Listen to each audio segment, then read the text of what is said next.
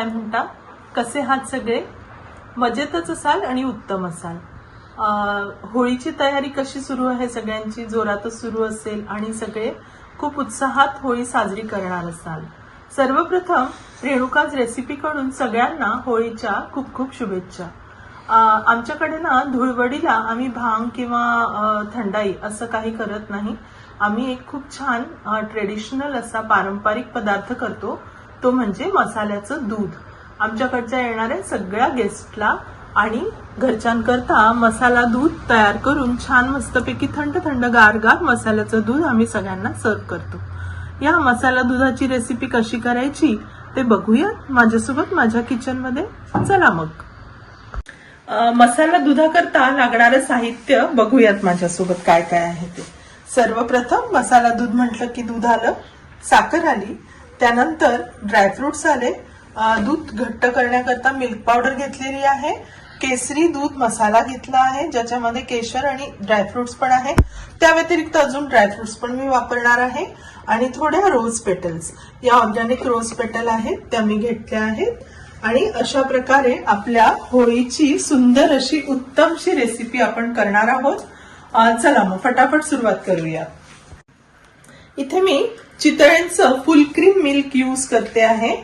आपण आधी दूध कढईत टाकून थोडस तापवून घेऊया आणि मग बाकीचं काय काय त्यात ऍड करायचं ते ऍड करूया. चितळेचं फुल क्रीम दूध असतं ना ते खूपच छान असं क्रीमी असतं आणि थिकनेस आणि टेक्स्चर करता ते उत्तम आहे. त्यामुळे मी चितळेंचं फुल क्रीम दूध वापरते. बघू शकता इकडे. आता आपण जेव्हा यामध्ये मिल्क पावडर ऍड करणार आहोत ना त्यात थोडंसं दूध ऍड करूया आणि त्यातल्या गुठळ्या काढून घेऊ, म्हणजे मग ते छान एकजीव असं मिक्स व्हायला मदत होईल आपल्याला.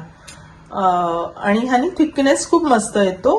तुमची इच्छा जर तुम्हाला ऍड करायचं तर करा, नाही तर काही लोकांकडे फारसं थिक पण आवडत नाही मसाला दूध, थोडं रनिंग कन्सिस्टन्सीचं करतात, पण आमच्याकडे थोडं घट्ट आवडतं म्हणून मी त्यात मिल्क पावडर ऍड करते. अशा प्रकारे मिल्क पावडर मधल्या गुठळ्या काढून घ्या. अजून निघतील थोड्या वेळात गुठळ्या, तोपर्यंत छान मिक्स करून घेऊया. आता यातल्या गुठळ्या चांगल्या निघाल्या आहेत. आता मी हे दूध यात ऍड करून घेते, मिल्क पावडर टाकलेलं, म्हणजे छान मस्तपैकी उकळताच याला थिक अशी कन्सिस्टन्सी येईल.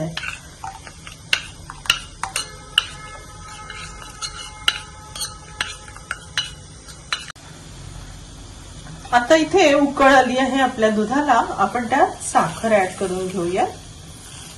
साखर जरा विरघळली की मग आपण ड्रायफ्रूट पावडर आणि केसरी दूध मसाला ऍड करणार आहोत. त्यात केसरी दूध मसाल्याने खूप छान केशर सारखा कलर येतो. इथे मी केशरी दूध मसाला जो आहे तो एव्हरेस्टचा वापरते आहे.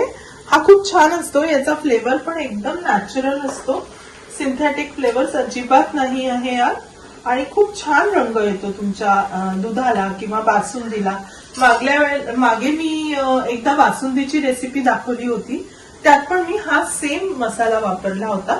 आमच्याकडे तर याची टेस्ट सगळ्यांना फार आवडते.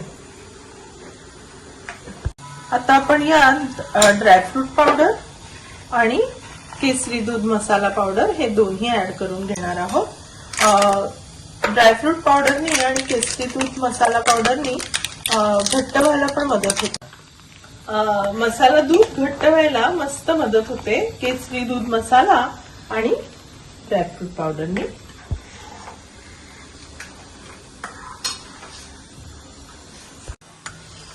बघू शकता मस्तपैकी आपला इथे मसाला दूध छान तयार झालाय, रेडी झाला आहे. याला खूप थिक पण करायचं नाहीये आणि खूप अगदी फक्त दुधासारखंच नको लागायला, आणि बासुंदी पण करायची नाहीये. याची कन्सिस्टन्सी ही अशा प्रकारचीच राहिली पाहिजे, म्हणजे ते प्यायला चांगलं वाटतं. आणि सेकंडली आपण हे थंड करून यात बर्फ टाकून थोडासा रोज पेटल्स वगैरे ऍड करून आपण हे दूध आपल्या गेस्टला सर्व करायचं आहे.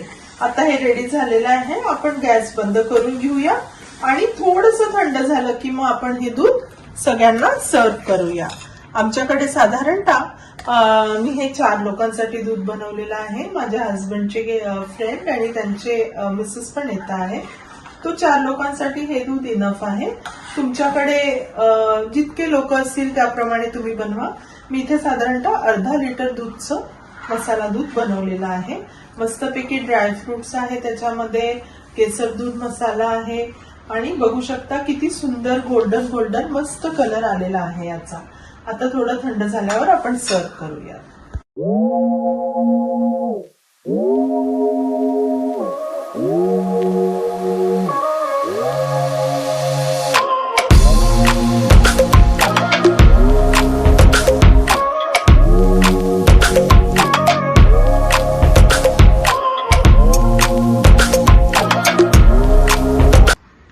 यम्मी अशी मस्त थंड थंड गार मसाला दूध तयार. अशा प्रकारे मसाला दूध तयार करा आणि तुमच्या सगळ्या गेस्टला इम्प्रेस करून टाका. I am very sure you are going to love it and enjoy it on your Holi. Stay tune. Bye bye.